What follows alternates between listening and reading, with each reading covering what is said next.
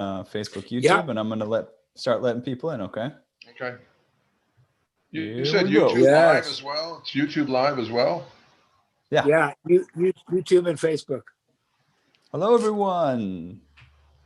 Welcome to Piano Tech Radio Hour, your official home on Saturday midday. Great to see you all Yes. again. I love that this is working out. I love that we're seeing everybody and coming together and creating this wonderful community. Ooh, look at all these people. Amplifying this wonderful community. This has been such an honor to be able to facilitate this. I wish I could see the class. Sorry, Ethan. Keep going. Are you, can you see? Are you missing something or? No, I'm here. I'm seeing stuff. What I meant to say Can you see everybody? I can't see everybody. No, that's okay. I see Oh, it like what a view top are you row. using? I see a top row. Oh, That's there's all right. gallery view. That's okay. Yeah, choose a gallery view if you want to. You should Yeah. be able to see more people. Well, I'll just you'll appreciate it. yeah, it's okay. So, Okay. Ethan, I just wanted to say that. Well, go ahead. Oh, I was just going to say hi to Bill Monroe. He's looking very he's looking very ominous in his hoodie over there. Yeah, he's a secret gangster. We've there. got like Gangster. we've got like 3.5 feet of snow outside, so I'm just awesome. It's hovering around 0 today. Nice, love it. Oh, I'm snow. really truly grateful. I'm in Southern California with the door open and the window open. It's 70 and sunny here. Yeah. What were you going to say, David? I want to say before we start that I've known Nick for about 20 years, and for the first half of that, I was really intimidated by him because he knows so much, and I felt like I was like a country bumpkin compared to this guy. And he also had this cool kind of like 50s jazz musician, nothing rattles me kind of vibe, and it's like, Jesus, who is this dude? And then I found out he makes a good living in the piano business, living out in the middle of Chitlin Switch, Idaho. I mean, some little town way up in the mountains in Arizona. It's like, wow. Yeah. And I started going to classes and reading his articles, and it's like, this guy's a master. And he knows about a lot of different stuff. He knows a lot about action. He's an engineer, man. How intimidating. He knows a lot about actions. He knows about soundboards.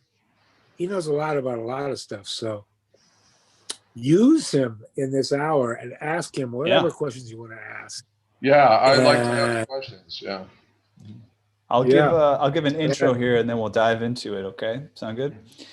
Cool. So just to remind everybody, you are here for Piano Tech Radio Hour. It's being brought to you by Piano Technicians Masterclasses, which is an online educational resource that offers you cutting-edge instruction from piano industry masters without leaving your home. You can find out more at www.pianotechniciansmasterclass.com. When you get to the homepage there, you can click the link to find out about our upcoming convention, which our guest today, Nick, will be teaching at. So we're very excited to have him dive even deeper coming up in March. Yeah.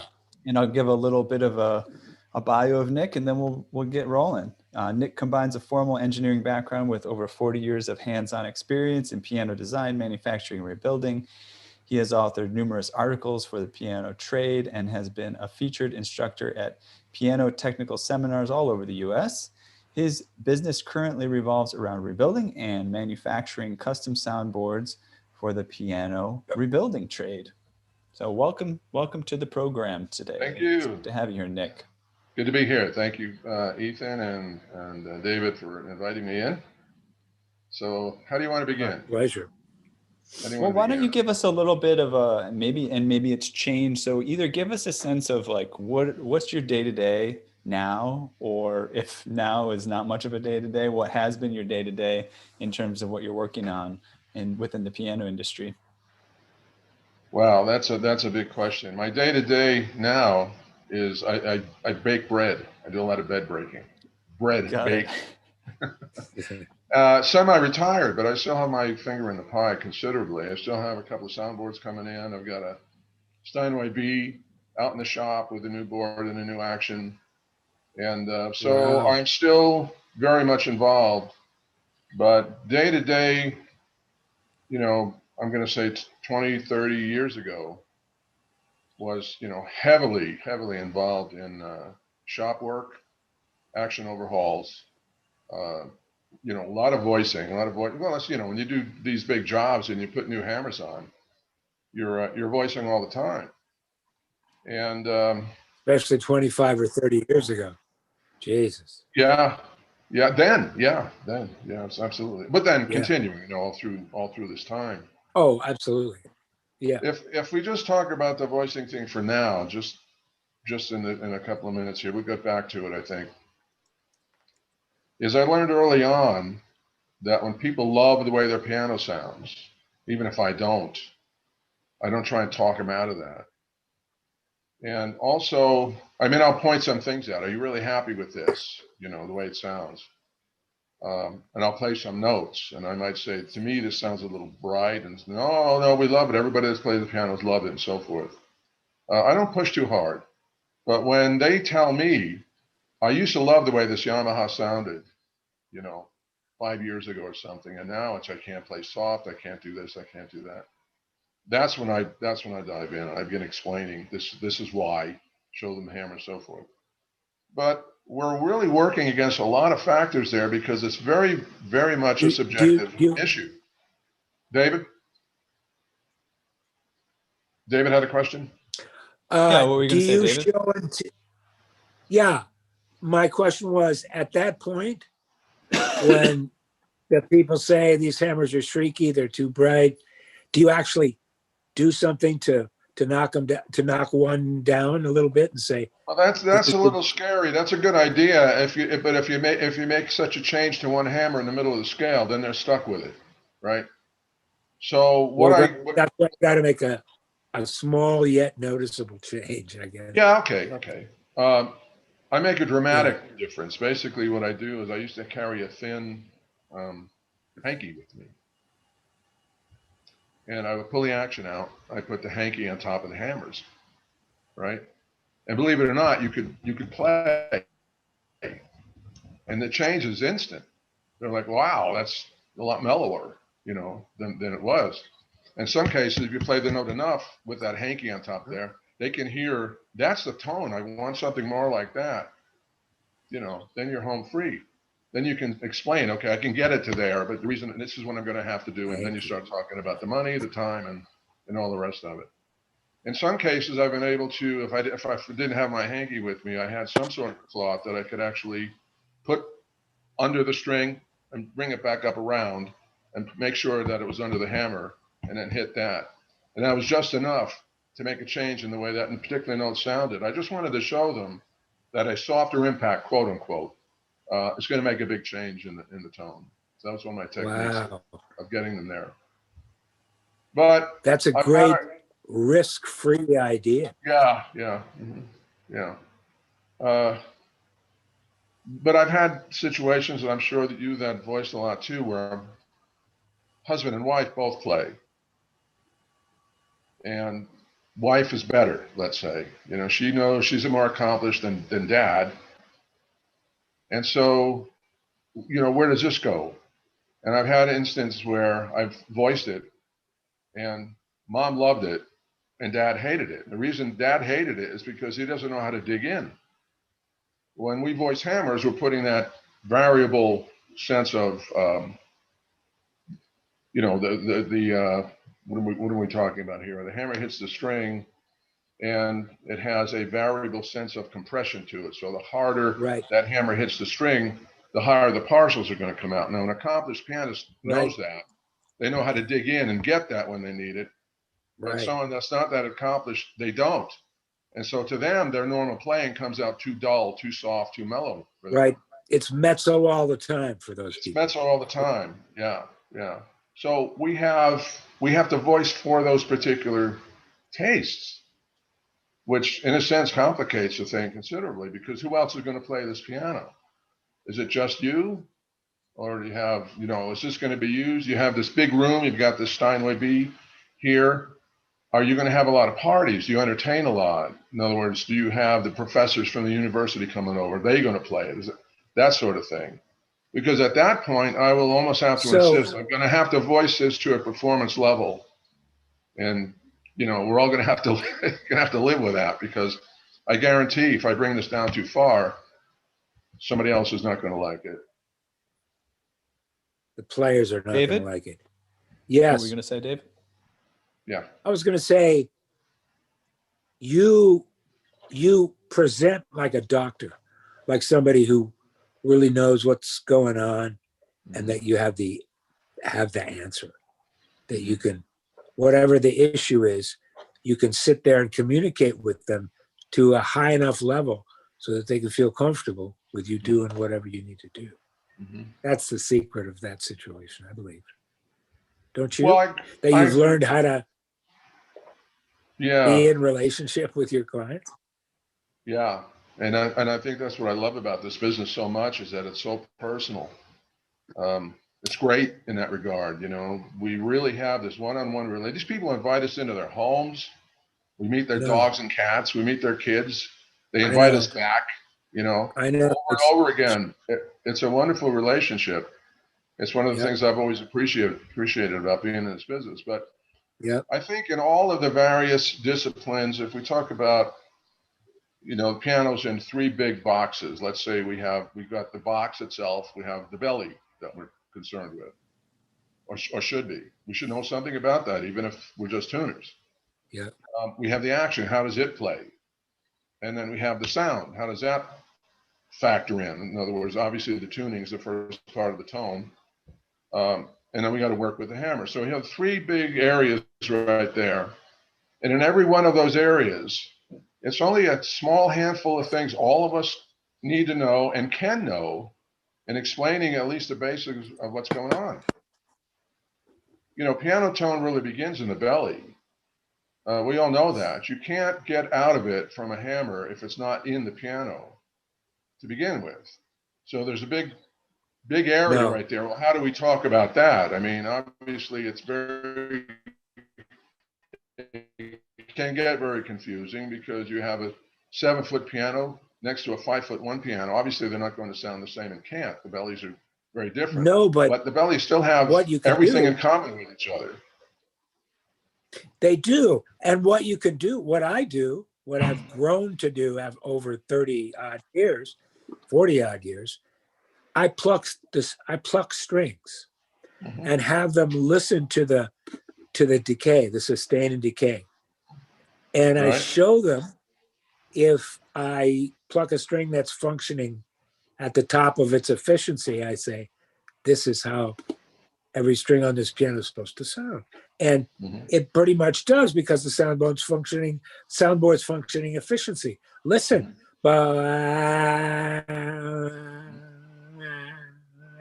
It has blooms, and people can hear that.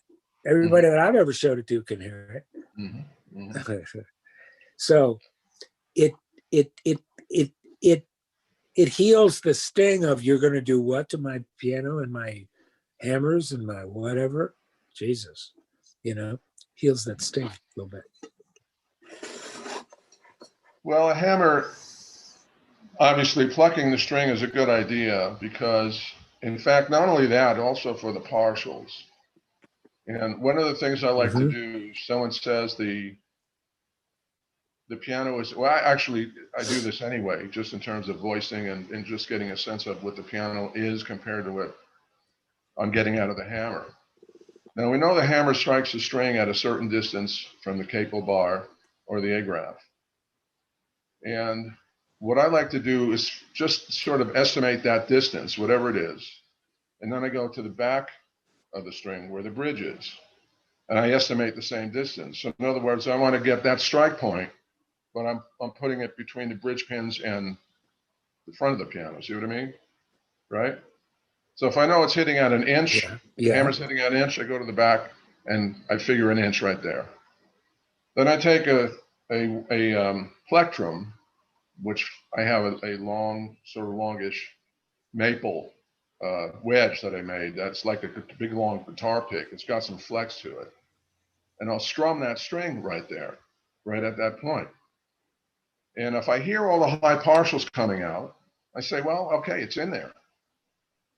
It's in the box, as some of us say. Then if I play the hammer and I don't hear those same high partials, then I know the hammer's not giving out what the piano has to give. So that's another way I communicate with customers, but mostly, myself if I'm in the shop. But obviously in a field setting too. So that's another little trick that I work with. Just to reiterate, hammer striking a string. Keep going, David. That was Ethan. I was just going to say Ethan, to reiterate. go, Ethan. So you just look to the point where the hammer hits the string, and then you use a pick or something like that to pluck it there to say this is the place where the tone should be coming from, and compare that with how it sounds when the hammer hits the string. Yeah? Yes. This is most of the concern is going to be in the so-called melody area, right? And also you have accessibility. So you can't really, in the front part by the A graph, the dampers, everything's in the way. So you can't really strum it there, right? Got it. So all I want to do is figure out what is the distance, more or less, from where that hammer's hitting the string. If it's an inch, then I go to the back of the string, and I figure an inch from the bridge pins out. I see. So in other words, I'm pluck it there. Yeah, pluck it there, right. Right. Okay. So because the dampers would be in the way. Right. Got it. Right. Wow. Interesting. So that's brings up a lot of stuff. I can hear it right there. So listen to all the pipe, you hear all that tinkling sound and the rest of it. Now, granted, when you pluck a string with a plectrum, you're going to get a lot of high partials anyway, no matter where you do it. But it tells me it's in there. It tells me it's in the box, and that's all I need to know. At some point, there you go. Right. At some point, if the hammer it needs to be harder, you can keep creeping up on it until you begin to hear those things kick in that you're listening for. This is assuming it's too dull, too dead to begin with. Hey, Nick, can you talk about the absolute crucial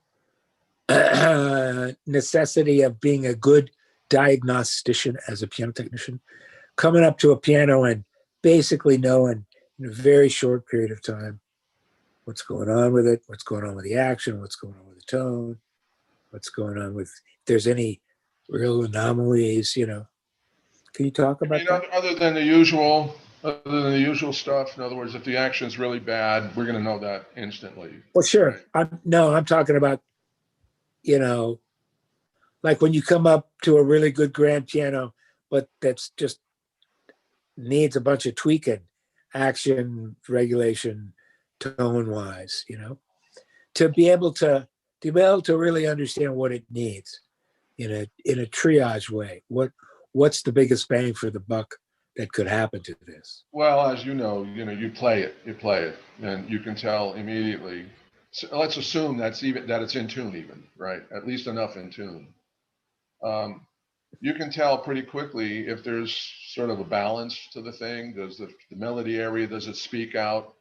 Is the bass too boomy by comparison? Right. Is it all too dead? That sort of thing. Yeah. But for me, the first thing I want to know is the problem in the box or is it in the hammers? And that's why I'm talking about these other things about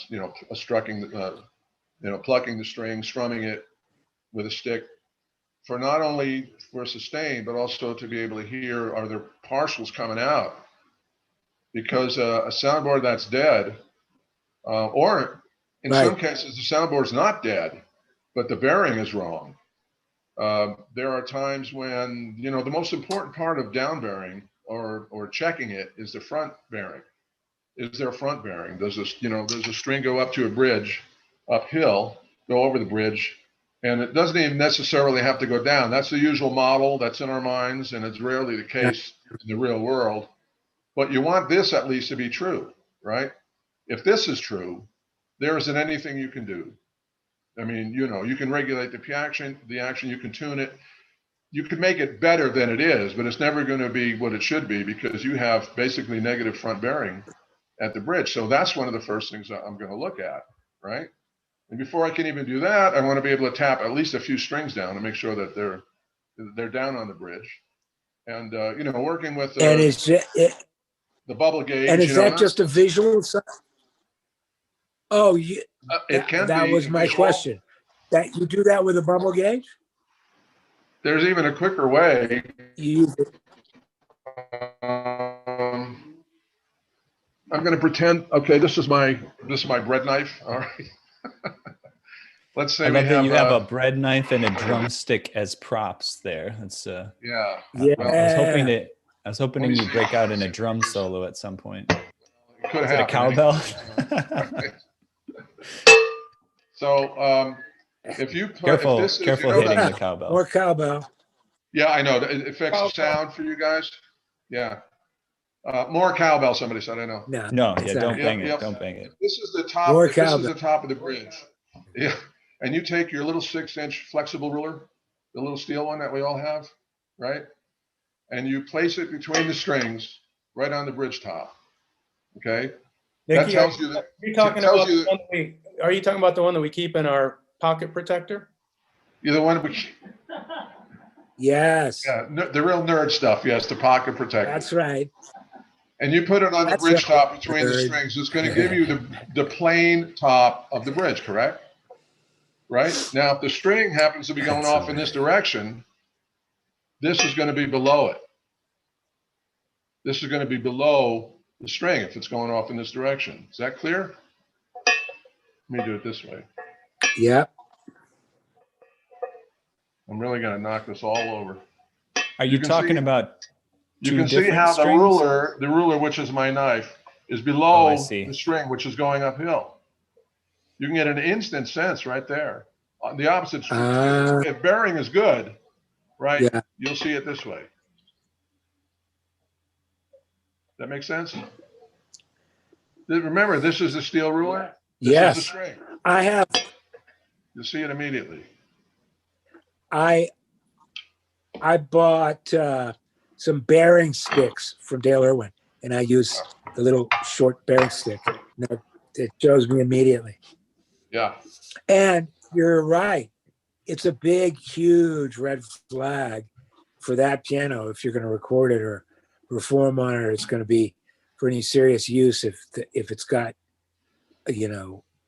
reverse front bearing. Yeah. It will never sing. No, like it you can't. wanted to. It can't, because instead of pushing down on the soundboard, or even in a neutral situation, which isn't the worst case, but the interaction of the string to the soundboard is just all backwards. It's not working right. It's constantly pulling up on that front pin. And if you would actually pull those pins out, the string would fly right over the bridge top. And so that's obviously not going to work. But that brings up, the whole thing about how soundboards are supposed to function. And I can get into that a little bit here. I mean, things become axiomatic after a while and almost. Go ahead. Just again. Somebody asking? No, I think that David just said, yeah, go ahead and continue. Yeah. Yeah, I do have something. Go ahead, I don't really have. Because as we were saying before. Okay. I don't see David, David. As we were saying before, David, David's actually going back to the basics. Very good. Yeah. The soundboard, it floats. It's been floating around for a long time that the least bearing you put on a soundboard, practically zero bearing, the better. And if you say something long enough over and over and over again, then axiomatically we begin to say, okay, it's unquestionable. That's it. We all know, when people say, everybody knows that blank, blank, blank, right? Or it goes without saying that blank, blank, blank. Well, it could be conventional wisdom is blank, blank, blank. Blank, blank, blank, something like that. Yeah. Well, a soundboard is supposed to be compressed. They're made to be compressed. They're not made for strings to just sort of lie on there without pushing on the board. I mean, this is the simple physics of the matter. I mean, look at a violin for one thing. The strings, they attack that bridge, that little skinny bridge, at a very, very sharp angle and drop down. There's supposed to be downward pressure on that spring. The soundboard is the spring. That is, if you make it right, or if the manufacturer made it right, it is a spring. It's supposed to compress. If I had a little coil spring in my hand and I went like this, I would compress that. And when I did that, what did I do? I put energy into that spring, and energy has to be put into the soundboard. How much has been developed over time, and it's a funny thing because the piano really was invented before there were computers and before there were all sorts of heavy investigations into it with oscilloscopes and various timing devices and so on. And how was it developed? How was it determined that, well, we like this one? Well, it was, experiential. And people's ears picked it up and said, this is what we like. This is what goes. The same thing with actions. Yep. Why is 10 millimeters, give or take a small amount? Why is that the amount? Why isn't it 15? Why does the hammer blow? Because that's what 45 or 45 or 46 millimeters. Why isn't it 72? Right? Because as human beings, we respond to those numbers. If we were like Goliath, from those pages, pianos wouldn't be what they are. They'd be a totally different thing. So how much pressure has to be put on a soundboard basically has been worked out more or less to about 4 pounds per string, which would be 12 pounds per unison, right? It's easy to multiply that by 88 notes, and you get some sense of how much pressure needs to go on there. The other part of that is how far down is the soundboard going to sink under that? If it doesn't sink at all, if it doesn't compress, you're going to have a long, thin, sustaining type tone, but no body to it, right? Because the impedance is so high. Now, impedance is a big word and it gets thrown around a lot, but basically all it means is that it's fighting motion. When there's a lot of impedance, there's a lot of resistance to motion, right? So the soundboard is fighting the sound vibration. Yeah, right. But when it's singing properly, it's fighting the sound, the mechanical vibrations of the string. It's fighting them in just the right way.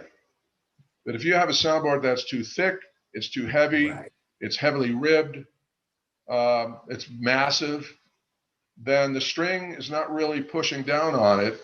I mean, it is, but it's not getting anywhere. It's not compressing that spring. So what you get is a lot of impedance in there, and so that you get a lot of sustain. You don't want to hear it necessarily, but that string is going to vibrate for a long, long, long, long time. So obviously that side of the scale is a problem. The other side is a problem too. If a soundboard is made too light, too flexible, you're going to get the impedance is very, very low, too low. You're going to get a huge upfront bang to it, like a snare drum or a cowbell, but no sustain to it. So somewhere in between those things is where the healthiest soundboard is going to exist. So nobody's making a soundboard that's a half-inch thick today, except maybe Rubinstein's, 12-foot piano. And nobody's making a soundboard that's a quarter of an inch thick, panel-wise. Nobody's making soundboards that had ribs that are 2 inches deep, to speak of. And nobody's making them where they're only a quarter of an inch deep either. So typical ribs are about an inch wide, a little less than an inch deep, pretty much. I'm generalizing here. Soundboards are more in the 3/8 of an inch vein throughout the panel, a little less than that actually, and then thin down at the edges. The whole point of all of this is it's been determined and it's been worked out. David? Or somebody. Go ahead, David. Just that there's a global, fairly small parameter for soundboards, just like there is for actions. Is that what I'm hearing from you? Yes, you are. Yeah. And the same holds true for guitar tops and violin tops. These things have been worked out. So we do ourselves a disservice if we depart from that too radically. We do have some latitude. I work out rib designs and I work out my own dimensions on the ribs because from the engineering standpoint, I want to have every rib doing the same amount of work as the rib next to it. That's maybe too far afield, but coming around to your bigger question, David, is what are we looking for in terms of a healthy soundboard? So we have to go with the idea that the manufacturer put something in there that's more or less working. It might not be ideal, all things considered, but it's basically working. So I'm looking for bearing. I'm looking for sustain. I'm looking for crown in the soundboard, right? And that's not so easy to do because you have to climb under the piano sometimes and do that. But you can do it even with a 1-foot ruler. If you get under there just right, you push it up there somewhere, you might see, if you see a little bit of a gap there, obviously that's a good thing. That's the most difficult part, though, trying to find out, does this soundboard have crown in it? And, we've all done the old, I don't want to do it now, and I like crawling under pianos like that at my age, but used to have the string on a stick and another string on another stick over there, and somehow we managed to get it through the beams and pushed it up, and then had a flashlight just right and saw a shadow and all this. That's not very practical. But you can also kind of get a sense of it just by looking at it. If the light's just right, you can kind of see, okay, the light shines off a bubble differently than it does off a flat plane. You can get some sense of whether there's crown in there, but those are the big things. I want to see that there's some kind of bearing. Now, rear bearing freaks people out, and it should not. When I went to work for, well, maybe I won't mention names, but I measured a whole lot of new bearing on new pianos of various, high-end makes. Yeah. And at least 70% of them had either no bearing on the rear or negative bearing on the rear. It wasn't terrible, but it was definitely there. So in that case, if we go back to our bridge here, I didn't think I'd be using this for a bridge. So you have positive bearing coming up, then it crossed over the bridge, and then it went uphill to the rear duplex pump. Wow. Okay. Where in our mind, the model should be this, correct? Yeah. Right? Or at least flat going off to the duplex pump. But then many of excellent sounding pianos, it goes uphill to the duplex pump. So that's not going to freak me out. That doesn't freak me out. I've seen too many pianos that sound just fine that way. This one, however, is the critical one. This cannot be negative. It can even sort of be flat to a degree, but once it goes this way, there's nothing you can do with it. I mean, you can make anything a little better, but that's right. But here's the mystery: is I have maintained pianos for decades with old flat boards that sound great. Mm-hmm. Yeah. That sustain and that project, and it's like, why do they? Well, David, Do these pianos have negative front bearing? We got to get that out of the way first. Probably not. They're flat in front. Right. And I have they two. Don't they if they have any uphill at all, they have it on the front. Yeah. Right. So it's still pushing down. It's still pushing down on the board. Yeah, the fact that the soundboard looks flat to you strung, it still has compression. It still has down bearing on it. Like if you were to take all the strings off, you would notice that the crown would increase. So the fact that it's flat and sounds great says that it's still compressed. Maybe not as much as it was new, but that's why you still have good sound. Yeah. But here's the bigger question here too, that's David. That's a great answer.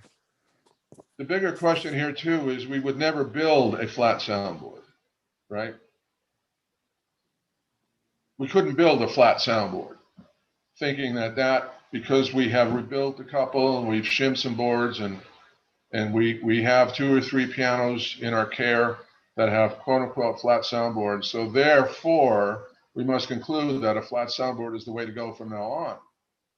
And that's not the case, right? We still have to build crowns in our boards. And we still have to approach the whole idea that we want to press that board down by introducing energy into it through down bearing. I mean, that's got to be our model. I would say that, and maybe you've seen more of these than I have, but I've rebuilt pianos, quote unquote. It was sort of quasi rebuild thing where a board was shimmed, it wasn't too bad, and it maybe had, let's just a tiny bit of crown that I could see in the bottom of the board, basically flat. And when it came time for me to set the bearing on it, I thought, well, what am I going to do? And years ago, I found out that if I set, not as much as I would on a brand new soundboard, but half of that at least, right, still came out with a good job. So I wouldn't say that, a board that is flat, if it comes into your shop, for example, and you're wondering what to do, it doesn't necessarily mean that it has to have a new soundboard, depending on the money and a lot of other factors. But the basic model is the one that we have to keep in mind, because from there we can make departures in our experience and what's acceptable and what's the extreme that we just can't, we can't accept it anymore. I'm going to cut in here real quick. We're about halfway through the session. It's been going really great. Really appreciate your time and energy, Nick. A couple of things for those folks that are watching on YouTube and Facebook. We're going to sign off those streams. So if you did want to join us on the Zoom chat, I put the link so that you can do that. And then also we've got some questions here in the chat that I think it'd be great to bring into the conversation. So after I'll deliver maybe the first question, and then we'll sign off YouTube and Facebook. So first of all, I did get a request for you to talk about your bread recipes. No, post your bread recipes. Of course, that was tongue in cheek, but clearly it involves a cowbell and a drumstick in some way. So that's fascinating. But we got a question about the bridge surface when it's not flat. And it was a question about why do you think this happens when the bridge surface is not flat? Is that something you have an answer to? The bridge surface is not flat. Does that mean front to back it has a kind of a hump in it? I'm not sure what the it's Dave's question, Dave Skolnick, so he might come on in a minute to clarify. I'll move on to the next one, which may make more sense. Vince Mercallo says, is there such a thing as bridge roll? I'm sorry. Mercallo. Yeah. Awesome. Vince Mercallo, dude. Mercallo, thank you. Is there such a thing as bridge roll? And if so, how does this happen? Good question. I don't believe so. I do believe there is soundboard roll, though.